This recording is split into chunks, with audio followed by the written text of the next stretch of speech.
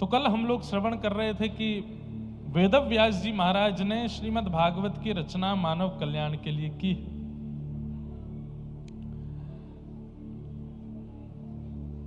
भागवत जी की रचना हुई, व्यास जी ने अपने पुत्र श्री सुखदेव जी को कथा का दान किया और श्री शुकाचार्य जी महाराज ने यही कथा अपने मुख से परीक्षित जी को श्रवण कराई। परीक्षित जी कौन है? इस संदर्भ में महाभारत का प्रसंग सुनाया गया। बहुत सावधानी से सब लोग बैठिए और कथा श्रवण करो। यदा मृधे कौरव संजयानां वीरस्वथो वीरगतिं गतेषु ब्रकोदरा विग्धगदा विमर्श भृगनोरुदण्डे धृतराष्ट्रपुत्रे।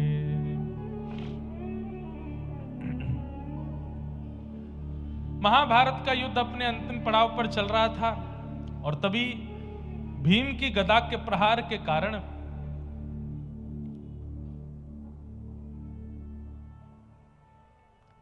धृतराष्ट्र की जंघा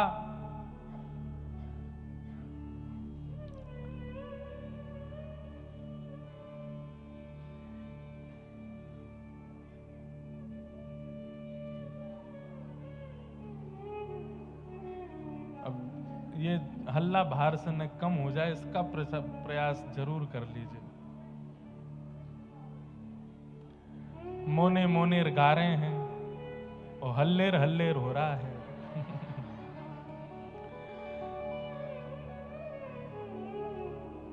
अच्छा, आज्ञा का पालन एक को बोलते हैं, 10 उठ के तो चुप कराने जाते हैं। तो हम क्या बता रहे थे? हाँ, महाभारत का युद्ध अपने अंतिम पड़ाव पर चल रहा था और यहां भीम ने अपनी गदा का प्रहार किया, दुर्योधन की जंघा टूट गई। महाभारत का युद्ध पांडव जीत गए।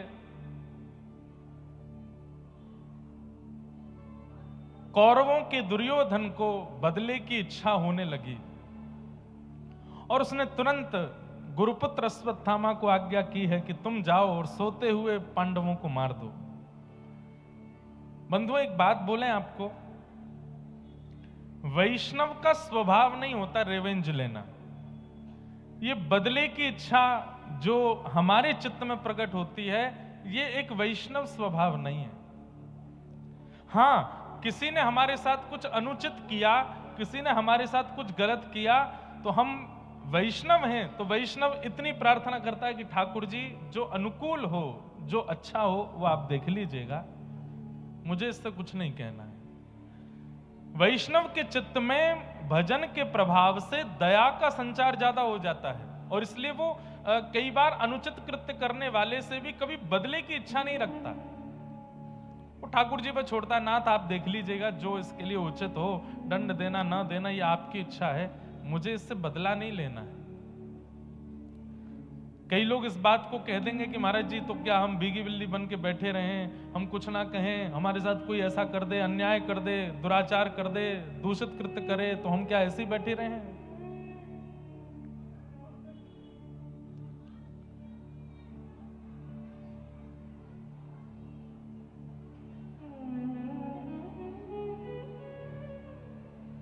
हम माइक वाले भैया का नंबर दे देते हैं, पकड़ लेना है इनको। अब मैं क्या करूं? हम कह तो रहे हैं भैया, अब हमारे हाथ में माइक या कुछ और की व्यवस्था तो नहीं है। बैठ जाओ, बैठ तो जाओ, क्या हो गया है? गेट खुलवाना है, खुल गया गेट, माइक भी चल गया। हम आंख बंद करके कथा कहें तो ही हो पाएगी, यहां तो नहीं दिखते रहेंगे तो सबके कैसे भावना पूरी करें।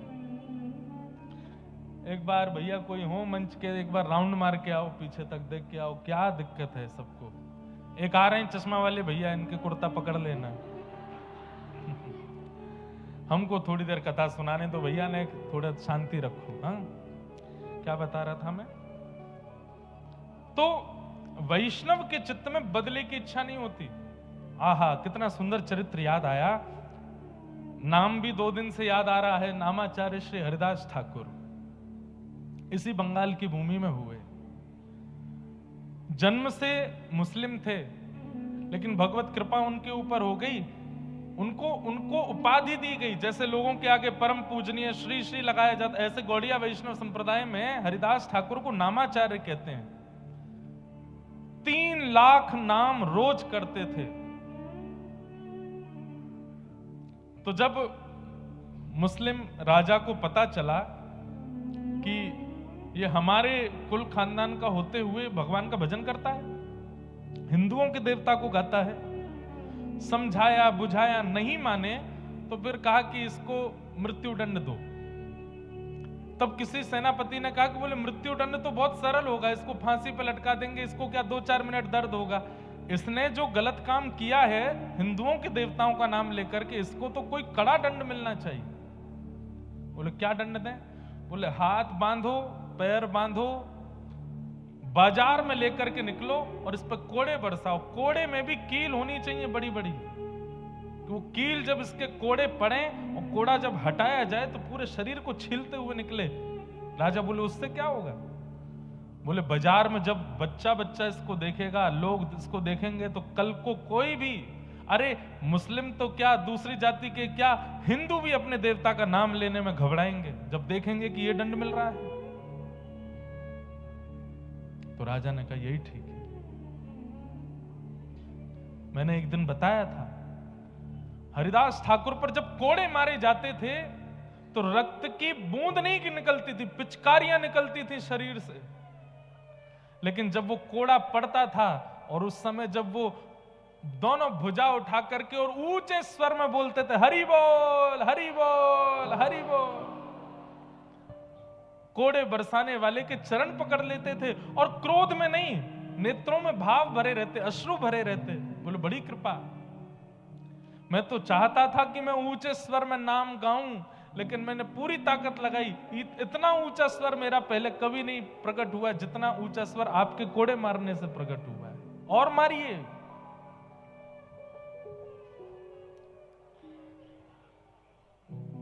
प्रसंग आता है कि जब भक्त के ऊपर पीड़ा आती है और भक्त जब क्षमा करने लगता है तो ठाकुर जी फिर बदला लेने के लिए आते हैं। और यह बात निश्चित है, करके देख लीजिएगा। अगर आप भजनानंदी हो, अगर आप वैष्णव हो, आपके साथ कोई अनुचित कृत्य करता है, क्षमा कर दीजिए। ठाकुर जी ऐसा जवाब देते हैं उस व्यक्ति को फिर कि वही आएगा आपके चरणों में। और एक बात याद रखिएगा, वैष्णव भक्त का इस पूरे ब्रह्मांड में जिसने भी अपमान किया, ऐसा हुआ ही नहीं कि वो लौट करके क्षमा मांगने नहीं आया। एक दिन जरूर आया है, अपनी गलती का उसको एहसास हुआ है। बस वैष्णव शांत हो जाए, मौन हो जाए, उससे कुछ कहे ना। जब हरिदास ठाकुर पर इतने कोड़े मारे गए, इसके बाद भी उन्होंने कुछ नहीं कहा। महाप्रभु जगन्नाथ जी को आवेश आ गया और तुरंत सुदर्शन जी को आज्ञा की है, जाओ जाकर के इन म्लेच्छों को नष्ट कर दो, और इनको ही नहीं, इनके पूरे पृथ्वी पर जितने म्लेच्छ हैं सबको नष्ट कर दो। कोड़े बरसाए जा रहे हैं। सब लोग इधर देखो, ध्यान से सुनो। बाजार में कोड़े बरसाए जा रहे हैं। बच्चे अपने घरों में डर करके बैठे हैं। मां से पूछते हैं, मां इनको क्यों मार रहे हैं? बोले ये हरे कृष्ण हरे राम बोलते हैं इसलिए मार रहे हैं, तुम मत बोलना कभी। इतना भय बैठ गया लोगों के अंदर।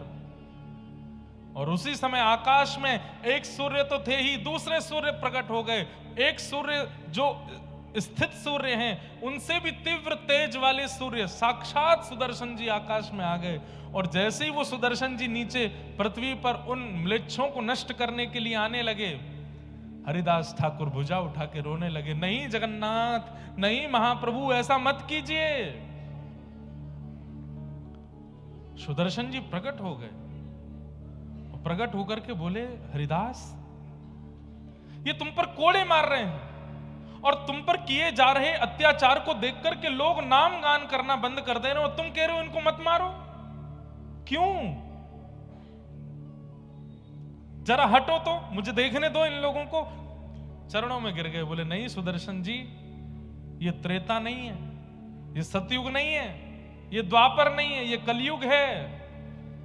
आपने त्रेता में उद्धार किया है, आपने द्वापर में उद्धार किया है, आपने सतयुग में उद्धार किया है। कलयुग में उद्धार नहीं, कलयुग में तो स्वीकार करना है, सबको स्वीकार करना है, सबका कल्याण करना है। इसीलिए आज भी आप जगन्नाथपुरी में देखेंगे महाप्रभु जगन्नाथ जी के बगल में सुदर्शन जी तीखे नहीं है। सुदर्शन जी का स्वरूप क्या है? उनके जो कोने हैं वो तीखे हैं। उनका जो स्वरूप है, आज नील चक्र का आप दर्शन करेंगे जगन्नाथ मंदिर के ऊपर, नील चक्र खूब तीखा है। अगर वो नील चक्र जोर से घूमने लगे, किसी के नगर के नगर उड़ाने की सामर्थ्य नील चक्र में है। लेकिन महाप्रभु जगन्नाथ जी के बगल में जो सुदर्शन जी विराजमान है, लोगों ने दर्शन किए कि नहीं पता नहीं, वो एक दंड के रूप में बैठे हैं, दंड के रूप में। सुदर्शन जी का वो स्वरूप नहीं है। क्यों? क्योंकि कलिकाल में इन भक्तों ने ठाकुर जी से प्रार्थना की कि यहां पर संहार नहीं करना है, यहां पर उद्धार नहीं करना है, यहां तो हर किसी को स्वीकार करना है। सुदर्शन जी महाराज शांत हो गए। महाप्रभु जगन्नाथ जी से जाके बोले हरिदास ठाकुर ही नहीं मारने दे रहा है। महाप्रभु जी बोले ये मेरे भक्त हैं, ये अपने ऊपर अत्याचार करने वालों को भी क्षमा कर रहे हैं। बोले ये कलिकाल के भक्त हैं। ऐसे नामाचार्य हरिदास ठाकुर। फिर उनके बड़ी सुंदर कथा है कि इतना मारा फिर भी उनकी मृत्यु नहीं हुई। तो उन सैनिकों को लगने लगा कि ये तो मर नहीं रहा है, और अगर ये नहीं मरा तो राजा हमको मार देगा। तो उनकी पीड़ा देख करके हरिदास ठाकुर बोलने लगे क्या बात है? बोले तू मरता नहीं है और तू नहीं मरेगा तो राजा हमको मार देगा। तो हरिदास ठाकुर बोले चिंता नहीं करो, मैं अभी मर जाता हूं। लेट करके अपने आप प्राण त्याग दिए और बोले अब आप राजा से जाकर के कह दो कि मैं प्राण त्याग चुका हूं। ऐसे हरिदास ठाकुर नामाचार, नाम 3 लाख नाम रोज करते थे। कोड़ों से नहीं मरे, हर प्रकार की योजनाएं बना ली, फिर भी उनकी मृत्यु नहीं हुई। और उनके जीवित रहने से लोगों के अंदर नाम का प्रभाव बढ़ता जा रहा था। भले ही लोग प्रकट रूप से नाम नहीं गाते थे, लेकिन एकांत में जाकर के हरिदास ठाकुर का स्मरण करके नाम करते थे कि नाम का प्रभाव है हरिदास ठाकुर का। तब म्लेच्छों ने विचार किया कि हरिदास ठाकुर ऐसे तो नहीं मर रहा है, अगर इसका चरित्र हनन हो जाए, अगर इसका चरित्र हनन हो जाए तो हो सकता है कि नगर में इनका दुष्प्रचार होगा तो लोग इनकी बात मानना बंद कर देंगे। तब म्लेच्छ राजा ने एक नगर वैश्या को बुलाया और कहा कि हरिदास ठाकुर जिस कुटिया में बैठ के भजन करता है तुम वहां चली जाओ और कैसे भी करके उसको बहला फुसला करके और अपना बनाने का प्रयास करो। और कुछ नहीं, वो तुम्हारे ऊपर केवल हाथ रखे, आशीर्वाद देने को ही हाथ रखे, तुम बस चिल्ला करके हल्ला कर देना, तभी हम पूरे नगर को लेके पहुंच जाएंगे और हरिदास ठाकुर पर उसके चरित्र हनन का आरोप लगा देंगे। वैश्या बोली ठीक है, ये तो मेरे बाएं हाथ का खेल है। पहुंच गई वैश्या, हरिदास ठाकुर बैठे हैं और वैश्या ने जाकर के कहा ये आपके बंगाल के भक्त हैं। वैश्या जाकर के बैठ गई और बोली महाराज क्या कर रहे हैं? बोले मैं नाम कर रहा हूं। बोले इतने युवा हैं आप, इतना सुंदर आपका यौवन है, अभी युवावस्था में है, कहां नाम कर रहे हैं? मेरी इच्छा है, मेरे पास बैठिए, मुझसे थोड़ी बात कीजिए। हरिदास ठाकुर बोले देवी आप मेरे कुटिया में आई हैं, आपकी इच्छा जरूर पूरी करूंगा, लेकिन मेरा नियम है मैं 3 लाख नाम किए बिना कुछ नहीं करता। पहले अपना नाम कर लूं, उसके बाद आपसे मिलूंगा। आप थोड़ी देर प्रतीक्षा करो, बस मेरा नाम हो जाए फिर मिलता हूं। वैश्या बैठ गई सामने और श्री हरिदास ठाकुर नाम में लग गए। करते करते करते दोपहर हो गई, दोपहर से शाम हो गई, शाम से रात हो गई। सामने बैठी वैश्या को नींद आने लगी। हरिदास ठाकुर बोले आपको निद्रा आ रही है, आप चाहो तो थोड़ी देर विश्राम कर लो। यहां वैश्याएं सुधर रही हैं, यहां पर सब सुधर रहे हैं, पर ये कब सुधरेंगे? अरे सुन लो भैया, मोनेर मोनेर। तो वैश्या बोली आप अपना नाम कर लीजिए, मैं कल आ जाऊंगी आपके पास। बोले हाँ कल आ जाना। हरिदास ठाकुर का नियम था कि 12 बजे अगर 3 लाख नाम पूरे हुए तो 12:01 पर दूसरे दिन का नाम शुरू कर देते थे। वैश्या सुबह फिर से आ गई, आकर के देखा तो हरिदास ठाकुर फिर से नाम में बैठे। बोले आपका कल का पूरा नहीं हो। बोले कल का तो पूरा हो गया, दूसरे दिन का शुरू हो गया। अभी देवी अब तो प्रतीक्षा कर, आप अगर थोड़ी देर पहले आती, जब नाम पूरा हुआ तभी आ जाती तो आप जो कहती मैं आपकी इच्छा पूरी करता, पर अब तो दूसरे दिन का नाम चल रहा है, अभी 3 लाख होगा तभी बात करूंगा मैं। वैश्या फिर बैठ गई सामने, जपते जपते जपते। हरिदास ठाकुर नाम नहीं जप रहे हैं, प्रत्येक नाम में प्रार्थना कर रहे हैं कि हे जगन्नाथ, मेरे इस नाम का बल, मेरे इस नाम का प्रभाव, मेरे इस नाम का पुण्य इसको दे देना। ये इतनी सुंदर है, इतना अच्छा गाती है, इतने सुंदर इसके नेत्र हैं, इतना सर्वांगीण इसका सुंदर मधुर है। अगर ये सर्वांगीण अंग से आपका नाम गाएगी तो आपको प्राप्त कर लेगी। मेरे इस नाम का प्रभाव नाथ इसके हृदय को पवित्र कर देना। दूसरा दिन भी निकल गया। वैश्या रात्रि में बोली मैं जाती हूं, कल फिर आऊंगी। मुझे सही समय बताओ कितने बजे नाम पूरा होता है। बोले मुझे समय तो नहीं पता, पर तुम आ जाना सुबह भोर में, मंगला में आ जाना, सुबह सुबह 4 बजे आ जाना। ठीक है। अगले दिन तीसरे दिन वैश्या 4 बजे पहुंच गई। हरिदास ठाकुर तीसरे दिन का नाम प्रारंभ कर चुके थे। बोले अब तो देवी प्रारंभ हो गया, अब तो ये पूरा। तब उस वैश्या के मन में ये आया कि मेरा रूप इतना सुंदर है, मैं जिसको देख लेती हूं वो मेरे पीछे खिंचा चला आता है, और मैं 3 दिन से इनके यहां आ रही हूं। ये क्या 2 अक्षर का नाम है जिसके पीछे ये मेरी ओर नहीं देख रहे हैं? ऐसा क्या है इस नाम में जिस नाम के प्रभाव से ये मेरी ओर नहीं देख रहे हैं? तब उसने प्रार्थना करते हुए कहा आप क्या नाम करते हैं, थोड़ा मुझे सुनाएंगे? बोले सुनोगी? हरे कृष्ण कृष्ण कृष्ण हरे हरे, हरे राम राम राम हरे हरे। जैसे ही नाम महामंत्र सुनाया, बंधुओं एक बात बताएं,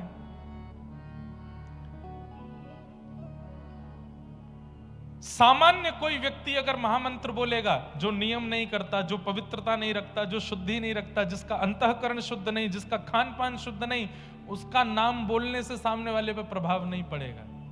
लेकिन अगर कोई नामनिष्ठ हो, जिसका तन भी पवित्र है, मन भी पवित्र है, जीवन भी पवित्र है, सर्वांगीण अंग पवित्र है, वो स्वर में, बेस्वर में, बेताल में भी अगर नाम बोल देगा तो सामने वाले का चित्त पिघल जाएगा। और इसका एक प्रमाण बताएं, जैसे उस वैश्या ने ये नाम सुना, वो नाम सुनकर के आश्चर्यचकित होकर के हरिदास ठाकुर को देखने लगी, तुरंत उठ करके अपने घर चली गई। आज तक उसको अपना कृत्य पाप नहीं लगता था। बहुत ध्यान से सुनिएगा, उस वैश्या को अपना कृत्य पाप नहीं लगता था। उसको लगता था ये तो पैसा कमाने के लिए सब लोग करते हैं कुछ ना कुछ, मैं ये करती हूं, इसमें बुराई क्या है। लेकिन आज पहली बार उसको पाप बोध हुआ। क्या समझे? आप यदि किसी वैष्णव को देख रहे हो, आप यदि किसी महापुरुष को देख रहे हो और देख करके आपके मन में आया कि बस कृपा हो गई, इनका हमने दर्शन कर लिया, आदि आदि, समझना अभी दर्शन नहीं किया। लेकिन किसी महापुरुष को देख करके अपने जीवन के किए हुए कुछ कृत्यों पर अपने ऊपर आत्मग्लानि हो, तब समझना कि आपने वास्तव में दर्शन किया है। अपने पूर्व के किए हुए कोई पाप आपके सामने आकर के खड़े हो जाएं और आपको चिंता होने लगे कि ये तो मैंने बहुत बड़ा अपराध किया है, अपराध बोध यदि हो जाए तो समझो कि आपने संत दर्शन, वैष्णव दर्शन किया है। और हजारों संतों को, वैष्णवों को देखने के बाद भी अपने पूर्व के अपराधों पर कभी बोध नहीं होता। आपने कोई दर्शन नहीं किया। कितनी बड़ी बात। संत दर्शन ठाकुर जी की याद करावे, संत दर्शन किशोरी जी की याद करावे, ये बाद की बात है, पर संत दर्शन आपके कृत्यों को दिखा दे, स्वयं की दृष्टि अंदर झुकवा करके दिखा दे कि तुमने ये चीजें गलत की हैं, इसका प्रायश्चित करो, तब समझो कि वैष्णव दर्शन हुआ है। या फिर मैं ऐसा कहूं, आप तो देखेंगे तो आपको उनके दर्शन से धाम की याद, व्रज की याद, ठाकुर जी की याद आएगी, लेकिन यदि वो कृपा भर के आपको देख लेंगे तो आपको अपने पूर्व के कृत्यों के प्रति बोध होगा कि ये मैंने गलत किया, पहले मुझे इसका प्रायश्चित करना है। आज वो वैश्या रो रही है, इतना वो जीवन में कभी नहीं रोई, फूट फूट करके रो रही है, और एक एक क्षण उसको याद आ रहा है कि मैंने अपने तन को बेचा, मैंने कितने लोगों के घर उजाड़ दिए, मैंने कितने पुरुषों का जीवन बर्बाद कर दिया, कितनी माताओं का जीवन नष्ट कर दिया। आज उसको इतनी आत्मग्लानि होने लगी, इतनी आत्मग्लानि, अब तो वो कुटिया से बाहर, अपने घर से भी बाहर निकलती है तो मुंह छुपा के निकल रही है। और बस पहुंच गई हरिदास ठाकुर के पास। एक बार नाम सुनने के प्रभाव, एक बार प्रत्यक्ष नाम सुनने का प्रभाव, और दूसरा वो 3 लाख करके करीब 9 लाख नाम तो हरिदास ठाकुर ने उसके सामने जपा है। इस कारण से उस वैश्या के मन में बस उथल पुथल हो रही है, वो चरण पकड़ रही है हरिदास ठाकुर के। मैं कैसे उद्धार करूंगी, मुझे तो जगन्नाथ जी कभी स्वीकार ही नहीं करेंगे, मैंने तो इतने बड़े पाप किए। व्यक्ति अपने जीवन में 10-5 पाप करता होगा, पर मैंने तो अपने पूरे जीवन में, अपनी बाल्यावस्था से अब तक पाप ही पाप किया है, मुझे महाप्रभु कैसे स्वीकार करेंगे। हरिदास ठाकुर बोले, ठाकुर जी की यही कृपा है, मानवों में और ठाकुर जी में अंतर यही है कि मानव गलतियां मरते दम तक याद रखता है और ठाकुर जी एक क्षण में भुला देते हैं। हम मानवों का स्वभाव कैसा है, कोई व्यक्ति हमसे सॉरी भी बोल देता है ना, हम ठीक है ठीक है ठीक है, लेकिन मन में रखते हैं कि नहीं इसने ऐसा किया था। कोई व्यक्ति गलती कर भी देता है तो हम उसको कहते हैं अच्छा ठीक है भाई, कल गया बात गई, कल रात गई बात गई, छोड़ो। लेकिन जब वो व्यक्ति सामने नहीं होता, 4 लोगों से उसकी बुराई भी कर दे, अरे तुम क्या जानो इसके बारे में, ऐसा ऐसा किया हुआ है इसने। पर ठाकुर जी का स्वभाव कैसा है, एक बार व्यक्ति जब भुजा उठा करके कहता है कि हे नाथ मुझसे अपराध हो गया, अब आज के बाद नहीं करूंगा, संकल्पित होके, ठाकुर जी कहते हैं भूल गया मैं, मुझे याद ही नहीं तूने किया क्या था, बस अब आगे मत करना। ऐसा ठाकुर जी का स्वभाव। हरिदास ठाकुर बोले, जो नाम तूने सुना है बस उसको अपना जीवन बना ले, और लौट करके पीछे नहीं देखना, ना आत्मग्लानि करनी, ना दोबारा उन कृत्यों में जाना जो तूने किए हैं। और सुन, इस कुटिया में मैंने करोड़ों नाम किए हैं, अब मैं तो कहीं और चला जाऊंगा, तू इस कुटिया में रहे और यहां रह करके भजन कर। हरिदास ठाकुर तो उस समय चले गए, वहां से कहां गए, आगे कहीं निकल गए और उस वैश्या को उस कुटिया में बैठा गए। वहीं बैठ करके वही नाम प्रारंभ कर दिया उस वैश्या ने,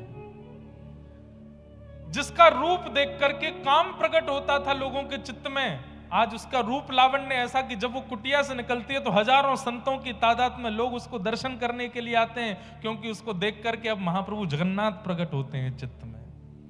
नाम का प्रभाव।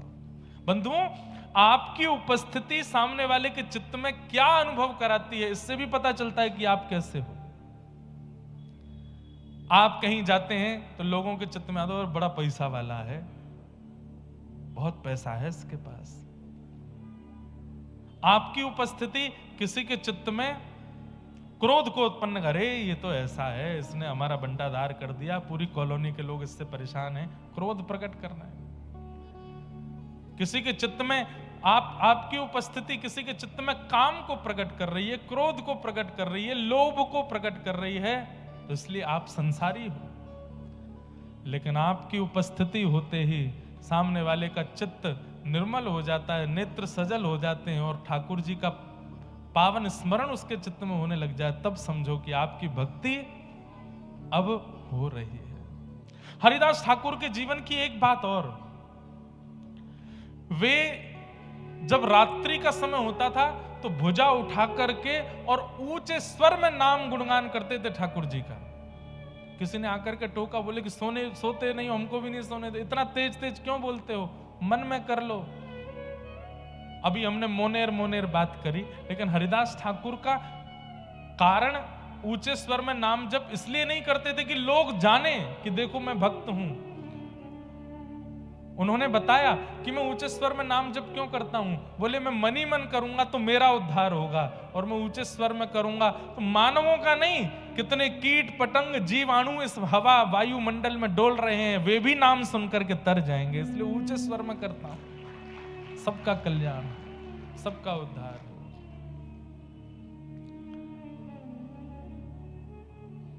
सामान्य नहीं है, नाम निष्ठ हो जाइए। कलयुग में ये नाम ही कल्याण करने वाला है, नाम ही उद्धार करने वाला है। और वह नाम भी कैसे, जैसे बहुत प्यासा व्यक्ति जब पानी पीता है तो प्रत्येक घूंट अगली घूंट की और इच्छा प्रकट करती है कि वो भी मेरे अंदर आवे ताकि मेरी प्यास बुझे। नाम भी ऐसा ही होता है, एक बार कह दिया हरे कृष्ण तो दूसरा हरे कृष्ण बोलने के लिए आप इतने उत्सुक हैं, तीसरा हरे राम बोलने के लिए उससे भी ज्यादा उत्सुक हैं, चौथा हरे राम बोलने के लिए उससे भी ज्यादा उत्सुक हैं। हरे हरे बोलते बोलते तो नेत्रों से अश्रु निकल जाए, ऐसी उत्कंठा नाम के प्रति हो जाए, तब नाम प्रभावशाली। उत्सुकता भक्ति में बहुत जरूरी है, एक्साइटमेंट। अगर आप उत्सुक नहीं हैं तो आपका नियम क्रम व्रत अनुष्ठान परिक्रमा सब व्यर्थ है। उत्सुकता, जैसी उत्सुकता यहां कथा सुनने की लोगों में है, जैसी उत्सुकता भीतर बैठने की लोगों में है, जैसी उत्सुकता एक एक शब्द को श्रवण करने की लोगों में है, ऐसी उत्सुकता केवल कथा नहीं हर भगवत संबंधी कार्य में हो जाए। आपकी ये उत्सुकता ध्रुव की तरह 5 महीने में ठाकुर जी का अनुभव करा देगी। केवल 5 महीने उत्सुकता आ जाए। संसार की क्रियाओं को करने में आलस्य नहीं आता हमको, पर भगवत कार्यों में आलस्य आता है, और यही आलस्य भगवत प्राप्ति में बाधा बनता है। आलस्य नहीं, उत्सुकता। तो मैं निवेदन कर रहा था कि भक्त कभी रिवेंज नहीं लेता, भक्त कभी बदला नहीं लेता, भक्त क्षमा करता है। उसकी तरफ से बदला ठाकुर जी ले लेते हैं, और जब ठाकुर जी बदला लेते हैं तो फिर अच्छा वाला ही लेते हैं। आपके साथ किसी ने कुछ गलत किया, आपने अगर उससे बदला लिया तो आप ज्यादा से 2-4 थप्पड़ मारोगे, लेकिन आपने पुलिस के हवाले कर दिया कि भाई इसने मेरे साथ ऐसा किया, अब आप देखो, पुलिस तो उसमें डंडे बरसाएगी फिर।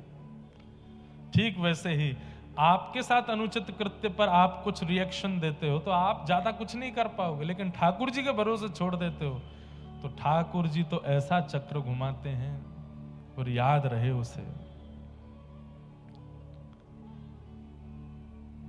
ऐसा नाम।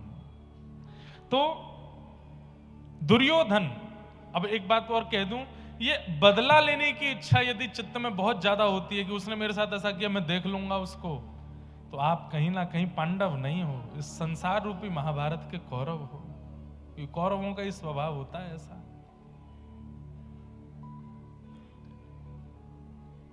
दुर्योधन ने अश्वत्थामा से कहा, मैं अगर राज्य गद्दी पर नहीं बैठा तो ये भी नहीं बैठने चाहिए, इन पांडवों को सोते हुए रात में मार दो। बंधुओं, महाभारत क्या है? ये संसार ही एक महाभारत है, और इस संसार रूपी महाभारत में मैं और आप ही कौरव पांडव हैं। बस पहचान कौरवों की और पांडवों की उनके व्यवहार से है। कई लोगों का ऐसा व्यवहार होता है कि अगर कोई वस्तु मुझे नहीं मिली तो किसी को नहीं मिलनी चाहिए। यह दुर्योधन का स्वभाव है।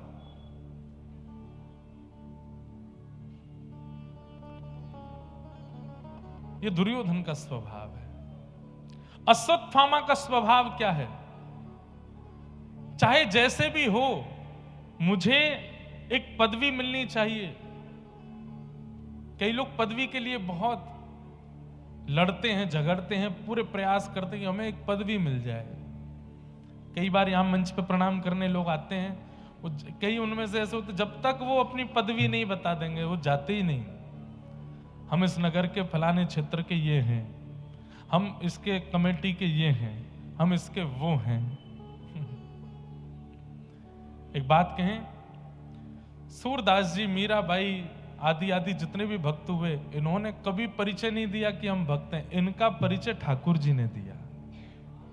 ये सूरदास है, ये मीराबाई है, ये कर्माबाई है, ये चैतन्य महाप्रभु हैं, इनका परिचय ठाकुर जी ने दिया। योग्यता आप अपना परिचय स्वयं दें उसमें नहीं है, योग्यता उसमें कि नगर का श्रेष्ठ या उस समाज का श्रेष्ठ आपका परिचय दे कि ये है। और कई लोग फिर उसमें भी कहवा देते हैं, सुनो हमारा बता देना हम कौन है। वैसे नहीं, सहजता में कोई कह दे कि आप कौन है, ठाकुर जी बता दें कि हम कौन हैं।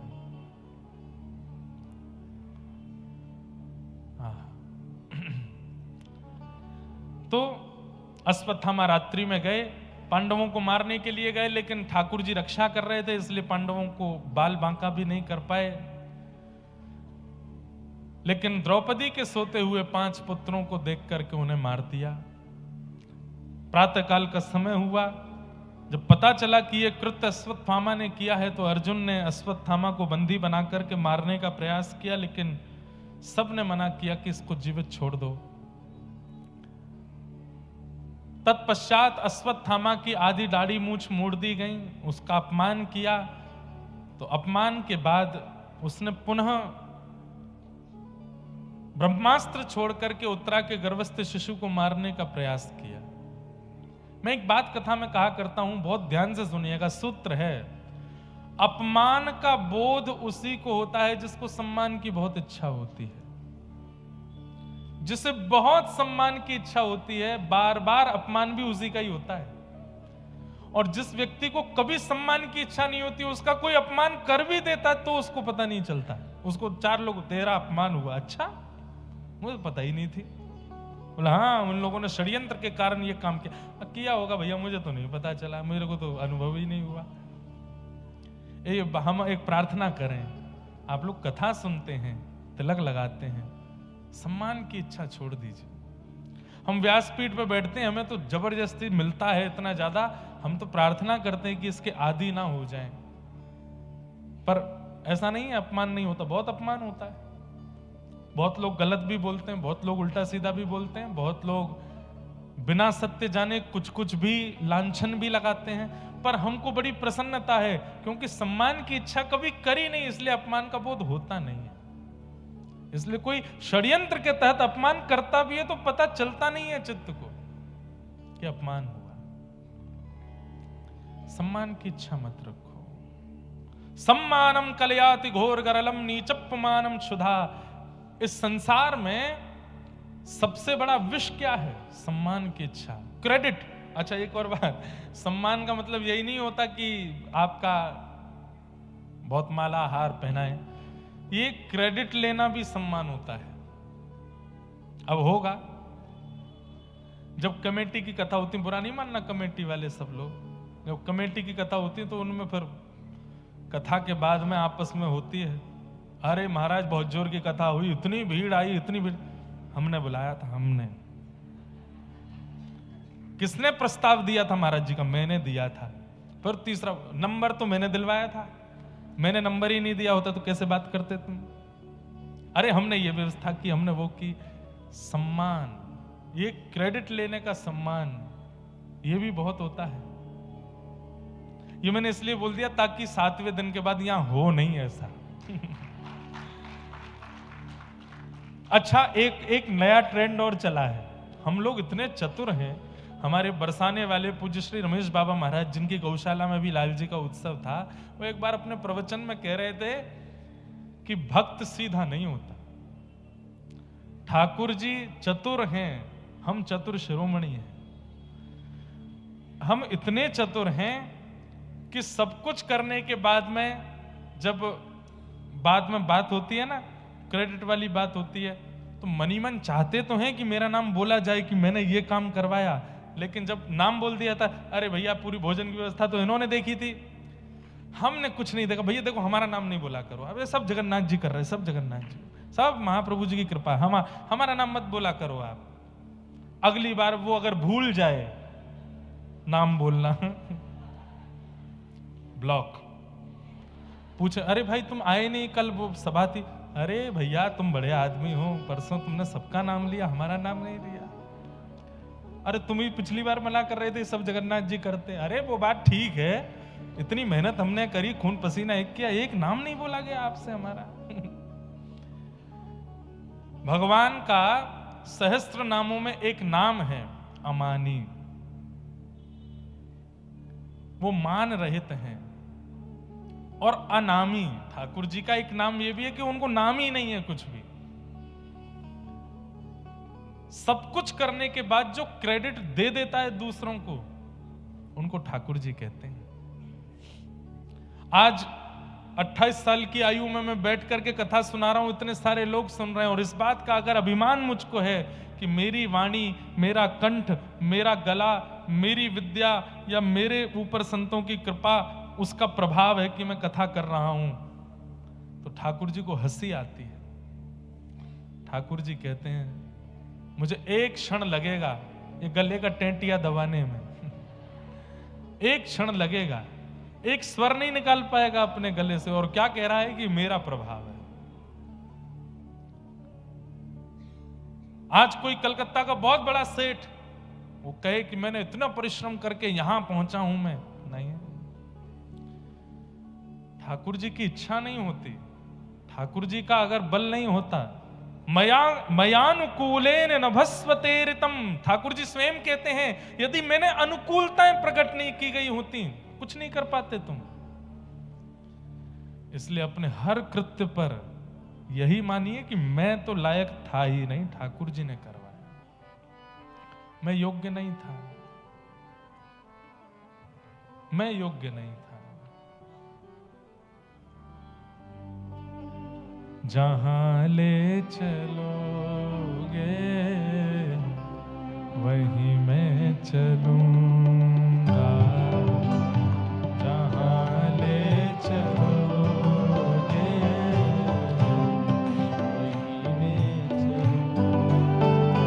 ओ जहां नाथ रख दोगे, जहां नाथ जहां नाथ रख दोगे, जहां नाथ रख दोगे, ओ वहीं मैं रहूंगा, जहां ले चलोगे वहीं मैं चलूंगा, जहां ले चलोगे। केवल गाइए नहीं, मानिए भी इस बात को।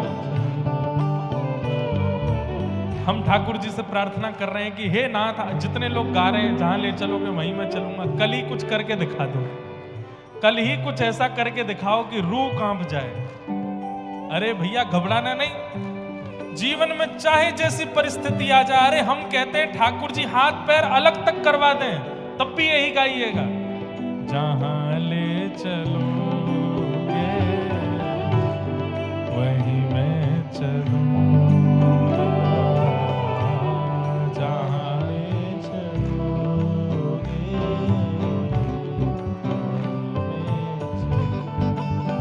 ओ तुम्हारे ही दिन हैं ये रातें तुम्हारी, कृपा दृष्टि सब पर रहती तुम्हारी, तुम्हारे दिल है ये रातें तुम्हारी, कृपा दृष्टि सब पर रहती तुम्हारी। ओ तुम्हें छोड़ कर नाथ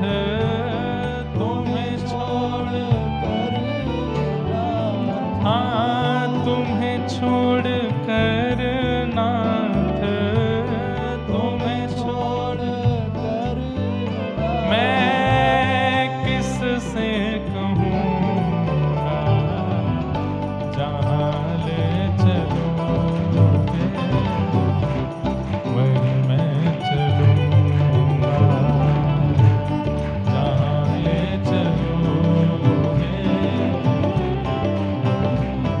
करताल बजा के गाओ,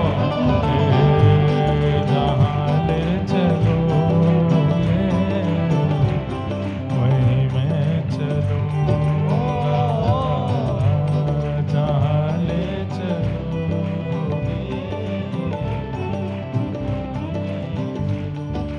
ओ जहाँ नाथ रख दोगे,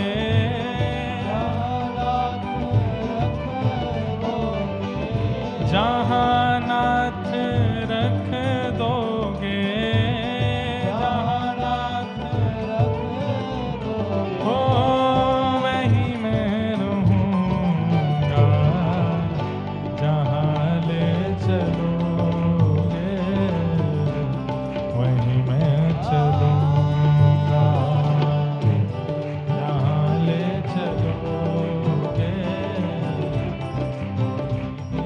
श्री जगन्नाथ महाप्रभु की।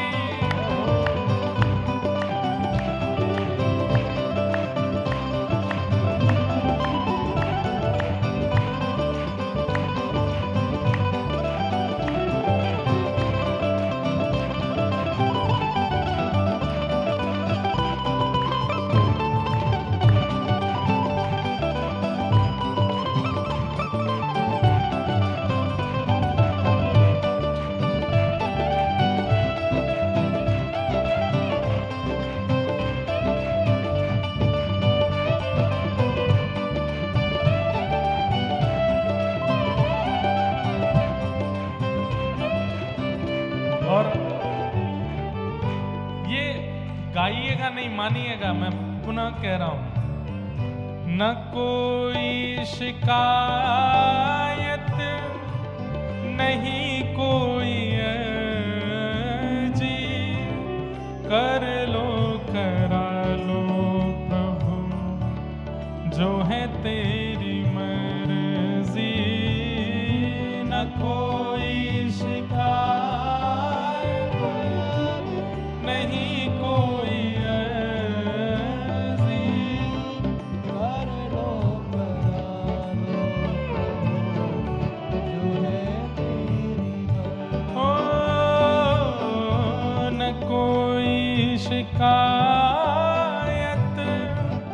नहीं कोई अर्जी, कर लो करा लो प्रभु जो है तेरी मर्जी। न कोई शिकायत नहीं कोई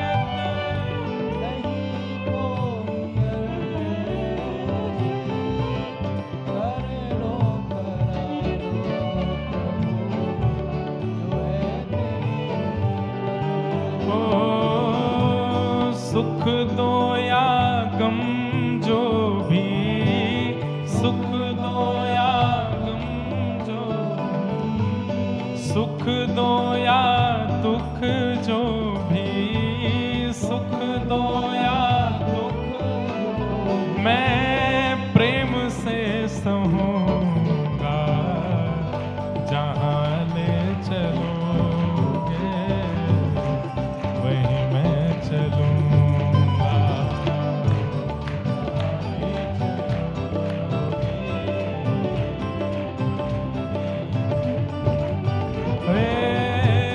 जहाँ नाथ रख दोगे, हो जहाँ नाथ रख दोगे, हाँ वहीं मैं रहूँगा, जहाँ ले चलोगे वहीं मैं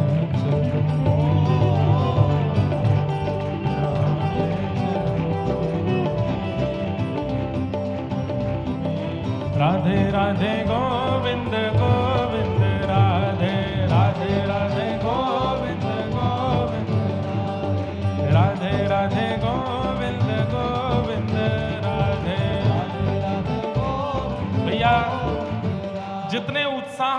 लोग कीर्तन में, कथा में रहते हो, बस ऐसे ही उत्साह में पूरे जीवन रहना है। चाहे कष्ट आवे, दुख आवे, दारिद्र आवे, बस इसी सुख के साथ गाना है। राधे राधे गोविंद गोविंद राधे, श्री राधे राधे गोविंद गोविंद राधे, हे गोविंद राधे गोपाल राधे, हरि गोविंद राधे गोपाल राधे, हे हरि गोविंद राधे गोपाल राधे, हरि गोविंद राधे गोपाल राधे, हे भजो, हाँ भजो, भजो राधे राधे गोविंद गोविंद राधे, हे राधे राधे गोविंद गोविंद राधे, हरि गोविंद राधे गोपाल राधे, हरि गोविंद राधे गोपाल राधे, गोविंद राधे गोपाल राधे। एक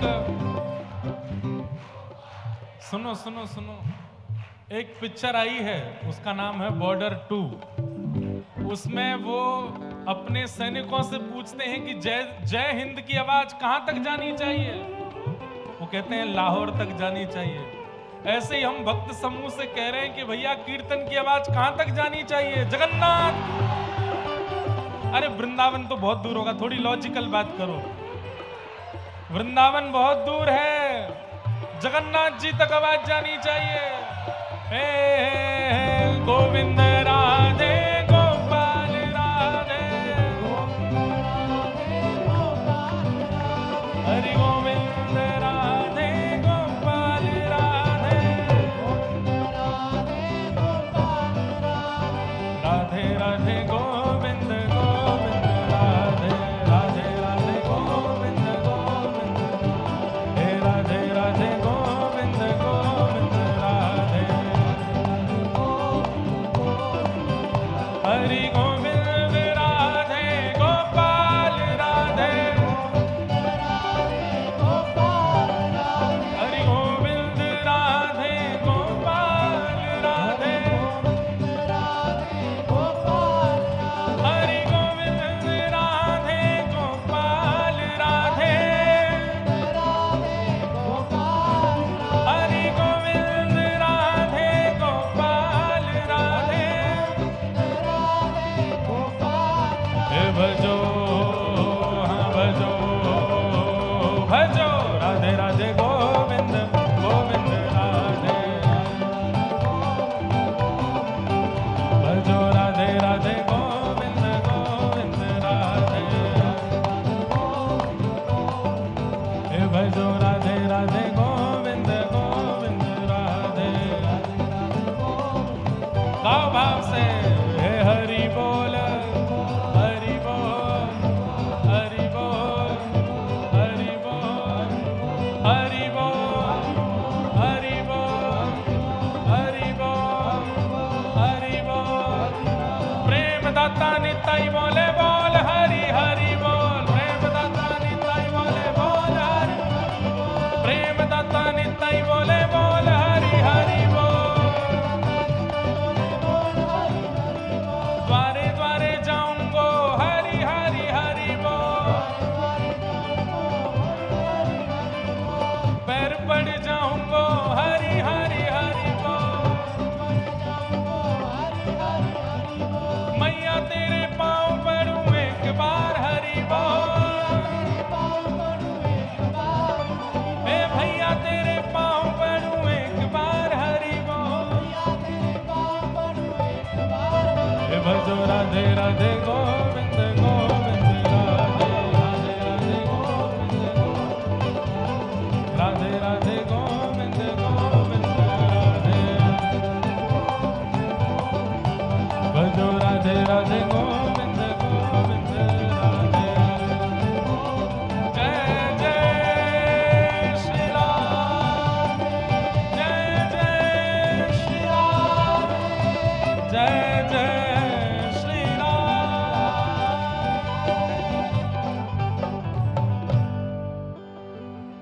जहाँ ले चलोगे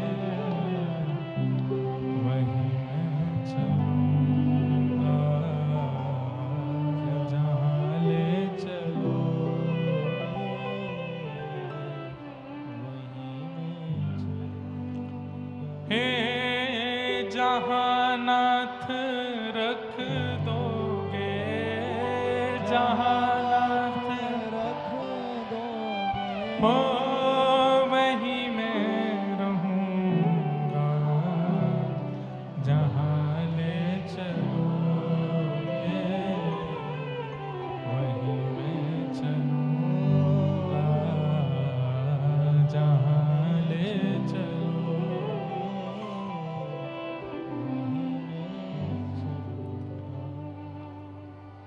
अब एक पद और है ऐसा ही, पर मैं वो नहीं कहूंगा अभी। हे मारा गिरधर लाल थारो न चायो नाचू रे, मारा गिरधर लाल थारो न चायो नाचू रे। जो तू तन को रोग लगावे सोई झपट सो जाऊं, जो तू तन को रोग लगावे और जो तू काल रूप बन आवे, जो तू काल रूप बन आवे, मैं लपक गोद में आऊं आऊं, मारा गिरधर लाल थारो न छायो नाचू रे, मारा गिरधर लाल थारो न छायो नाचू रे। बस ये है भक्ति का मूल स्वरूप, समर्पण। आप अपनी हाथ पैर बुद्धि विवेक से कर्म कीजिए, पर कर्म के फल के रूप में यदि निराशा भी मिलती है तो ठाकुर जी का प्रसाद मान के स्वीकार करो। ठाकुर जी कोई बात नहीं, आपने कुछ अच्छा सोचा होगा इसलिए ऐसा हो रहा है, हम इसे स्वीकार करते हैं। ये समर्पण ठाकुर जी के प्रति अति आवश्यक है।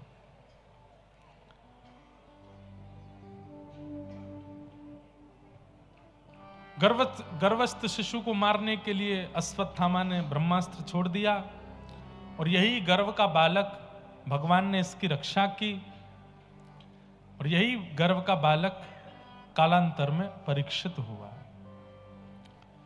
परीक्षित जी महाराज का जन्म हुआ, जन्म लेते ही ठाकुर जी दर्शन देने के लिए आए, ऐसी भी कथा आती है।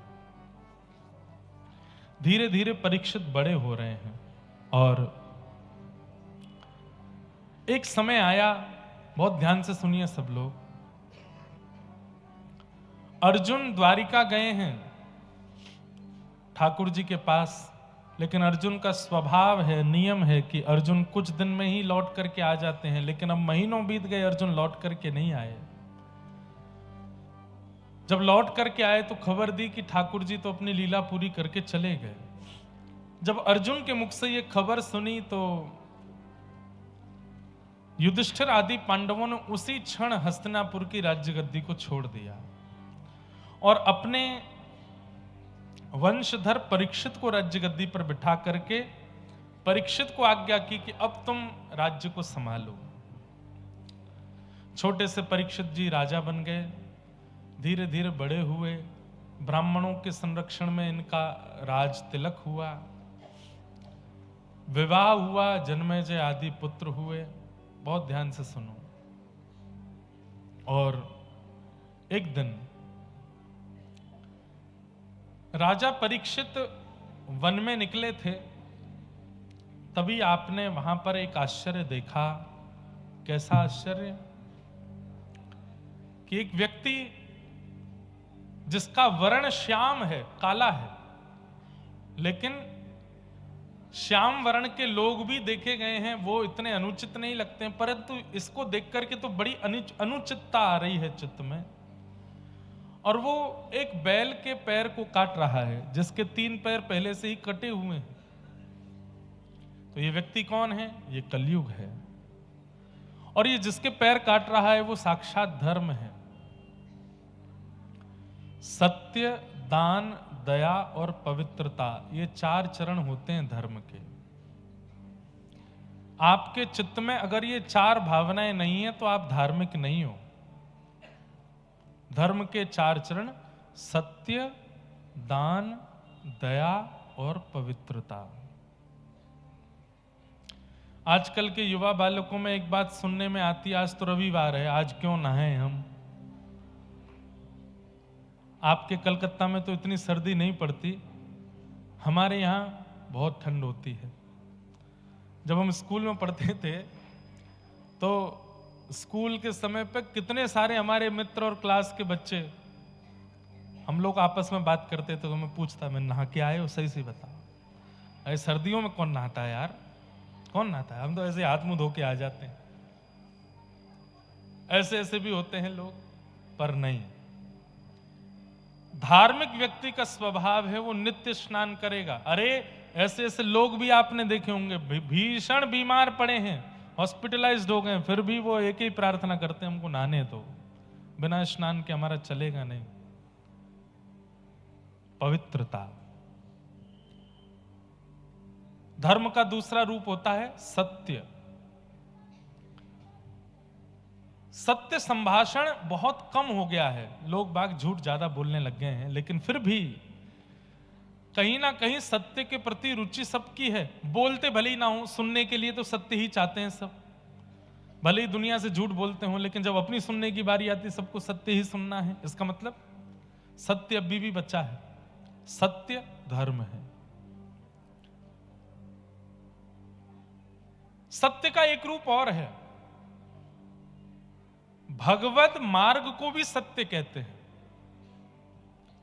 व्यक्ति जब भगवत मार्ग से परे चलता है, ना कथा सुनता, ना दर्शन करता, ना सत्संग करता, ना व्रत नियम करता, ना अनुष्ठान करता, किसी भी प्रकार से भगवत कार्यों से विहीन है, तो वो कहीं ना कहीं सत्य से विहीन है, असत्य के मार्ग पर चल रहा है। आएगा एक दिन, लौट के जरूर आएगा, पर तब तक शायद देर हो चुकी हो। सत्य का मार्ग सही समय पर चुन लिया जाए, ये अच्छा है। पर कलिकाल में भगवान ने बड़ी कृपा कर रखी है, व्यक्ति जब भी आ जाता है तब स्वीकार कर लेते हैं ठाकुर जी, पर फिर भी इतनी देर ना हो जाए कि अब कुछ करने लायक बचे नहीं। अब सत्य के मार्ग पर आके क्या फायदा। सत्य।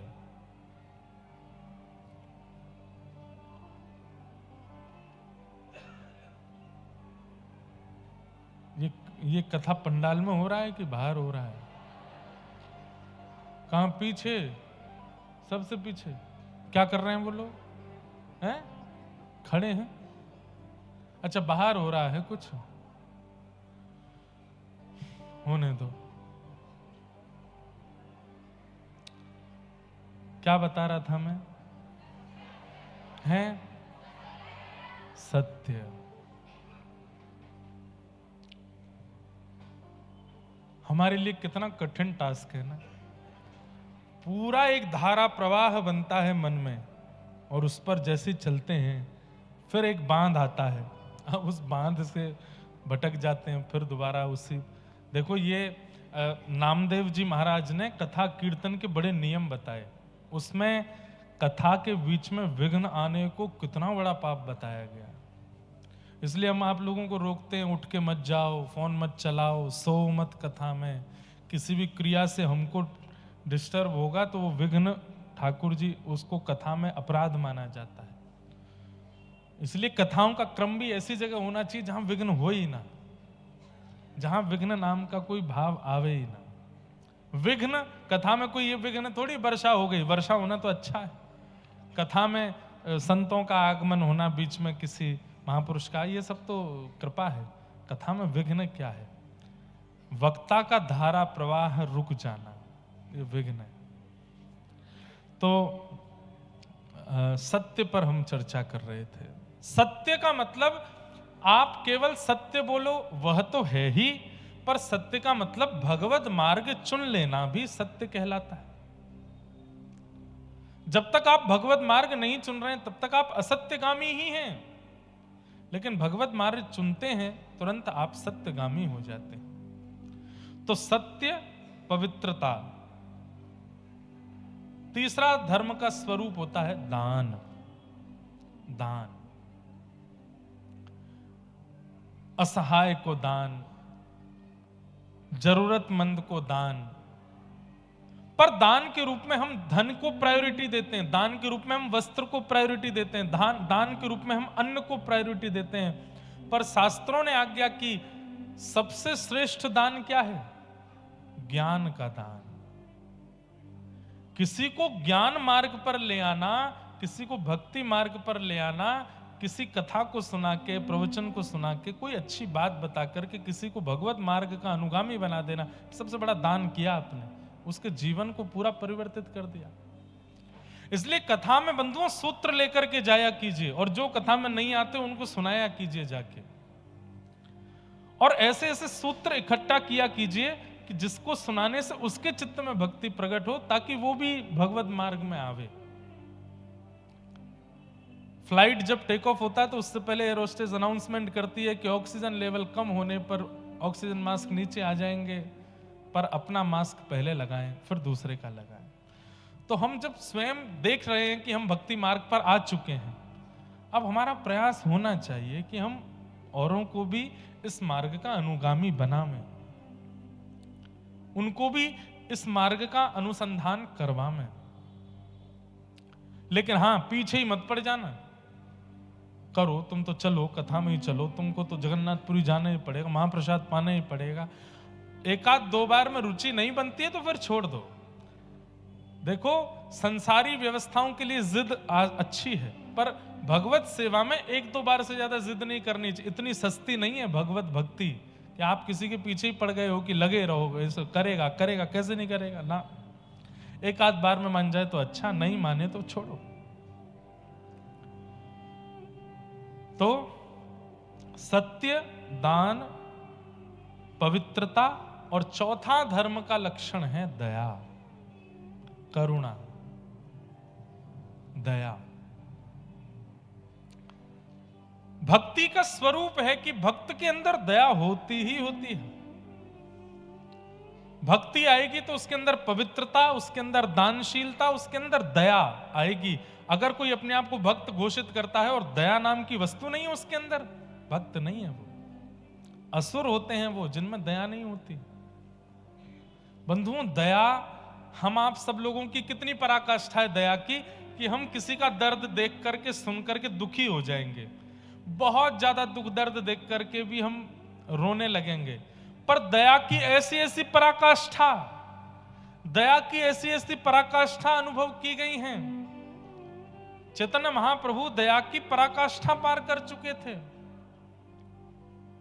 अरे, छोटे से कीट पतंगों को देख करके भी उनके मन में दया आ जाती थी कि इसका उद्धार कैसे होगा, इसका कल्याण कैसे होगा। ये कीट बन गया, ये चेंटी बन गया, ये पतंगा बन गया, ये छिपकली बन गया, ये बन गया, इसका उद्धार कैसे होगा।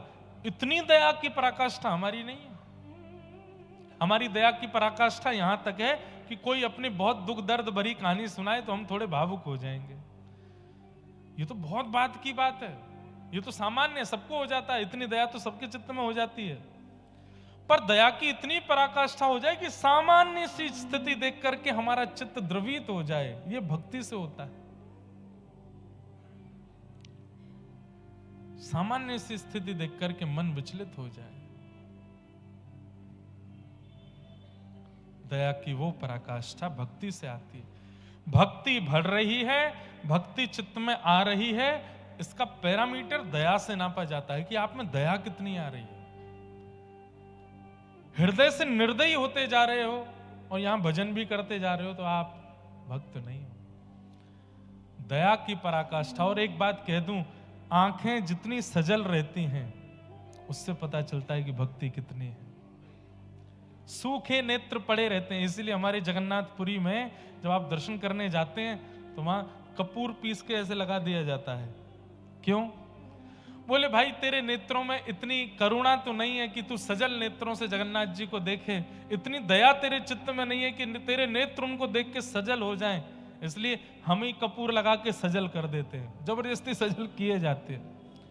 एक भाव ऐसा भी है, दूसरे भाव वो ठाकुर जी का प्रसाद है, इस भाव से नेत्र पवित्र हों तब आप ठाकुर जी को देखो। बाहर से जाने क्या क्या देख के आए होंगे, कपूर की पवित्रता से नेत्र सजल पवित्र कर दिया, अब देखो जगन्नाथ जी को। पर नेत्रों की सजलता और सदा नेत्र भीगे ही रहते हैं, इसका मतलब है कि भक्ति का पैरामीटर काफी ऊंचा जा चुका है। नेत्रों में मैंने कितने महापुरुषों को मैं नाम बोल दूं, परम पूजनीय प्रातस्मरणीय श्री विनोद बिहारी दास बाबा, बरसाने वाले हमारे बाबा, मैंने जितनी बार मिला हूं उनसे, मैंने कभी सूखे नेत्र नहीं देखे उनके। और मैं जितनी देर बैठता हूं, वो सामान्य बात भी करते हैं तो भी नेत्रों से अश्रु गिरता ही रहता है। ऐसी दया, ऐसी करुणा। हमारे ठाकुर जी के नेत्र हमारी तरह पूरे पूरे नहीं खुलते, ठाकुर जी के आधे नेत्र खुलते हैं, और सदा ठाकुर जी के जगन्नाथपुरी में पूरे नेत्र खोल के बैठे। उसके पीछे भी एक कथा है, पर ठाकुर जी के आप श्रीनाथ जी में दर्शन करो, वृंदावन में दर्शन करो, तो ठाकुर जी के नेत्र कटाक्ष हैं। ये कटाक्ष नेत्र क्यों है? आधे खुलते हैं ठाकुर जी के नेत्र, क्यों? भीगे रहते हैं सदा, ठाकुर जी भक्ति प्रेम में भीगे रहते हैं। भीगे नेत्र दया की पराकाष्ठा ये प्रमाण करती है कि आपकी भक्ति कितनी है। और नेत्र सूखे रहते हैं, इसका मतलब है कि दया नहीं है चित्त में। अब आप लोग एक दूसरे को देखने मत लग जाना, तेरे ही हैं सूखे, तो तेरे बारे में ही बोल रहे हैं, नहीं। दूसरे को जज करने से पहले खुद को देखो, खुद का अनुभव करो। कोई पर्टिकुलर जगह पर, पर्टिकुलर स्थान पर, पर्टिकुलर बात सुन के तो सबके नेत्र भीग जाते हैं, पर अकारण भी नेत्र भीगे रहें। हमारे श्री चैतन्य महाप्रभु सदा नेत्र भीगे रहते हैं, क्योंकि आपको महाप्रभु जी के बारे में तो पता ही होगा। श्री चैतन्य महाप्रभु कौन है? राधा कृष्ण मिलत तनु हैं। ठाकुर जी व्रजमंडल छोड़ करके द्वारिका गए तो किशोरी जी को, ब्रजवासियों को, व्रज की गोपियों को इतना विरह देकर के गए कि लीला पूरी करने के बाद ठाकुर जी के मन में आया, मैंने इतना विरह दिया है किशोरी जी को, इतना विरह दिया है गोपियों को, अब इसके समान विरह जब तक मैं सहन नहीं कर लूंगा तब तक मेरे चित्त को शांति नहीं पड़ेगी। उसके लिए मुझे किशोरी जी के भाव में आना पड़ेगा। तब श्री कृष्ण किशोरी जी के भाव में प्रकट हुए इसी बंगाल की भूमि पर श्री चैतन्य महाप्रभु। जिस प्रकार किशोरी जी पुकारती हैं ठाकुर जी को, किशोरी जी ढूंढती हैं ठाकुर जी को, उसी प्रकार श्री कृष्ण चैतन्य महाप्रभु के रूप में कृष्ण को ही ढूंढ रहे हैं। अद्भुत है चैतन्य चरितामृत। भीगे रहते हैं, ढूंढते रहते हैं, कहां है श्याम सुंदर।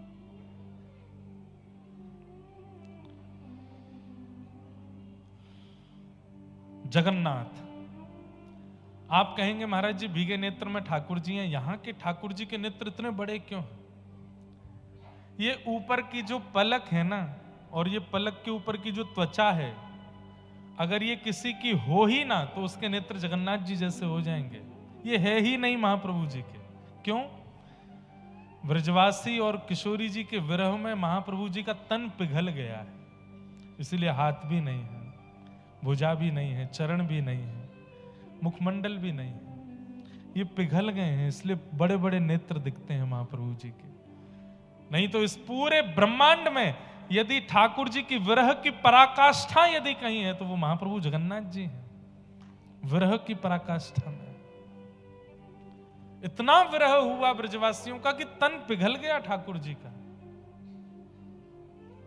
इतना याद करते हैं ठाकुर जी ब्रजवासियों को।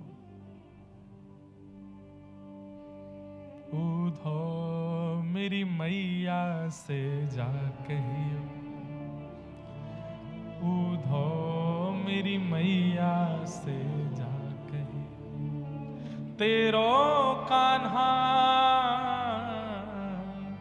दुख पावे, मेरी मैया से जा कहियो, उधो मेरी मैया। उद्धव, मेरी माँ को जाके बताओ, उनको लगता होगा कि मैं राज सिंहासन पर बैठा हूं, मैं सोने के पलंग पर सोता हूं, मैं मथुरा के राजभवन में रहता हूं, तो मैं बहुत सुखी हूं। ऐसा नहीं है उद्धव, तुम जाके बताओ मेरी मैया को कि मैं बहुत कष्ट में हूं। अरे उद्धव, तुमको पता है यशोदा मैया रोज नहीं नहलाती थी मुझे, तो सुबह उठा करके जैसे छोटे बालक को माँ गीले कपड़े से उसके तन को पोंछ देती है, ऐसे यशोदा मैया गुनगुने जल से, थोड़ा उष्ण जल से एक कपड़ा भिगो करके हाथ पोंछ देती, मुख पोंछ देती, आंख पोंछ देती, बोले लाला नहा लियो। मैं कहता हूं मैया तुमको रोज काई को ना नभावे? बोले लाला रोज रोज नभाऊंगी तो मलूक लगेगा तो नजर लग जाएगी, तू बुरो बावड़ो से रहकर तो रोज मत नहाए कर। लेकिन उद्धव, जब से मथुरा आया हूं मैं रोज स्नान करता हूं। क्यों? कोई न मुख धोवे ताते जल, हमारी ब्रज भाषा का पद है। गर्म जल को ब्रज भाषा में कहते हैं ताता जल, गर्म जल। कोई न मुख धोवे ताते जल, अचरा पहुंच न भावे,